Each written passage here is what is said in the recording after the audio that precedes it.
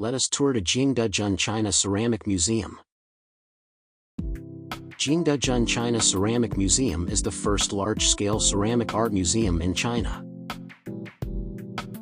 Please be reminded it is the largest ceramic art museum in China. In the end of my video, I will ask you 6 questions. Please identify true or false based on my illustration. Let us continue the history. In January 1954, the museum was officially opened.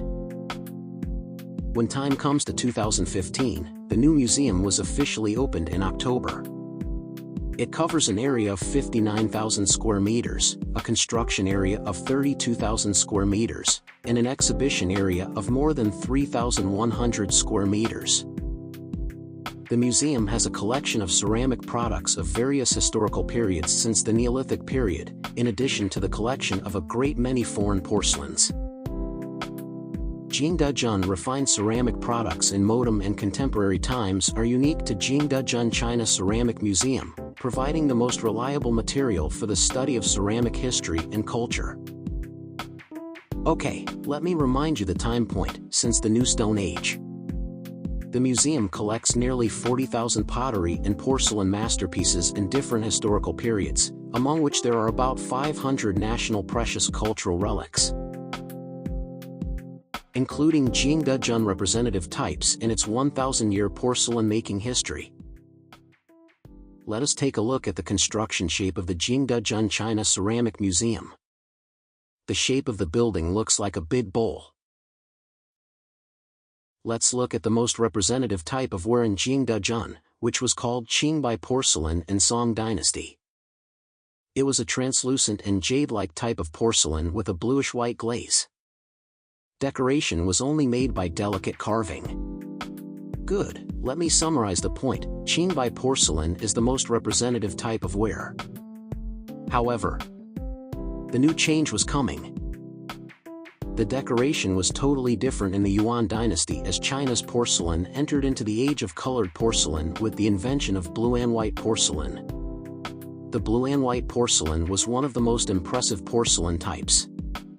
Blue and white porcelain is initially painted with cobalt pigment on the unfired bodies, then covered with a layer of clear glaze, and finally fired at about 300 degrees Celsius. How did it make such a big progress in techniques? The secret was the addition of kaolin clay to the original porcelain stones, which increased the percentage of aluminum. In this way, it raised the firing temperature, reducing the deformation rate and creating good conditions for making large-scale pieces. Let's move on to the Jingdezhen porcelains in the Ming and Qing dynasties. Jingdezhen porcelain reached its peak in the Ming dynasty in all dimensions: quantity, quality, design, and variety. The imperial kiln factory was firstly set up in Jingdezhen in Yuan dynasty. When the time comes to Ming dynasty, the factory exclusively produced wares for the palace, for diplomatic use and to be given as gifts. Please pay attention to the term, exclusively for the royal. The imperial kiln factory relied on the authority of the emperor, gathering many craftsmen, who were good at making porcelain. And it invested large sums, and used only the best materials in the production process, producing numerous excellent porcelain wares. Some of them were considered to be national treasures. People can imagine the scene of prosperity then. What is worth mentioning, in this period of time, is the growing number of folk kilns firing wares for purchase by public folks. Besides the royal porcelain production for the royal, the folk kilns business became prosperous too. We just covered 2 dimensions, quantity and quality. Regarding to design and variety, besides the blue and white, colored glazed porcelain emerged and became a milestone in China's ceramic history. Good, colored glazed porcelain opened a new window to the ceramic art creation. Jingdezhen porcelain in the Qing dynasty had inherited the craftsmanship and variety of the Ming dynasty, but there were many inventions. Thanks to the hard work of the potters and craftsmen, porcelain wares of the period of Kangxi, Yongzheng, fine Qianlong of the Qing dynasty, especially those of the imperial factory, were exquisitely made with superb craftsmanship. For instance, the blue and white at Kangxi period utilized gem blue, much purer and brighter than that of the Ming dynasty. So, please be reminded the fact that these were the finest porcelains ever made. What's more, many new glazes were invented at the time. During the Qing period, designs became more varied, combining folk and imperial styles, and Jingdezhen wares became famous around the world. In the long course of Jingdezhen ceramic history, the city had taken in and inherited techniques of other porcelain-making cities. The traditional porcelain techniques of Jingdezhen, together with the precious craftsmanship spirits, has bred unique craft culture and a complete intangible cultural heritage system during its long history. They are the important components of splendid traditional Chinese culture.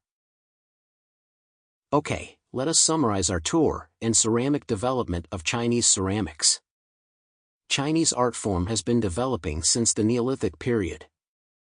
There are two primary categories of Chinese ceramics: lowly fired pottery, another term Tao in Chinese, and highly fired porcelain, another term Ci. The history of Chinese ceramics began some 8,000 years ago with the crafting of hand-molded earthenware vessels. Soon after, in the late Neolithic period, the potter's wheel was invented, facilitating the production of more uniform vessels. Over the following centuries, innumerable new ceramic technologies and styles were developed. Let me ask you 6 questions as below. Please identify true or false. If you are not sure or your answer is not correct, we suggest you to watch my video the second time, then to check your answers. Question number 1. Jingdezhen China Ceramic Museum is the first large-scale ceramic art museum in China. Answer: yes, it is true. Question number 2. Jingdezhen China Ceramic Museum has a collection of ceramic products during various historical periods after the Tang Dynasty. Answer: no, it is false. The time is from Neolithic period. Question number 3. The most representative type of ware in Jingdezhen was called Qingbai porcelain. Answer: yes, it is true. Question number 4. The decoration of blue and white porcelain in the Yuan dynasty was different from Qingbai porcelain in the Song dynasty. Answer: yes, it is true. Question number 5. The establishment of the Imperial Porcelain Factory was to serve the public. Answer: no, it is false. It serves only the royal. Question number 6. Porcelain wares of the period of Kangxi, Yongzheng, and Qianlong of the Qing dynasty, especially those of the Imperial Factory, were exquisitely made with superb craftsmanship. Answer: yes, it is true. I hope this video tour is helpful to you. If someday you like to travel to Jingdezhen, China, please ask me to be your touring guide. Thanks for your time and attention.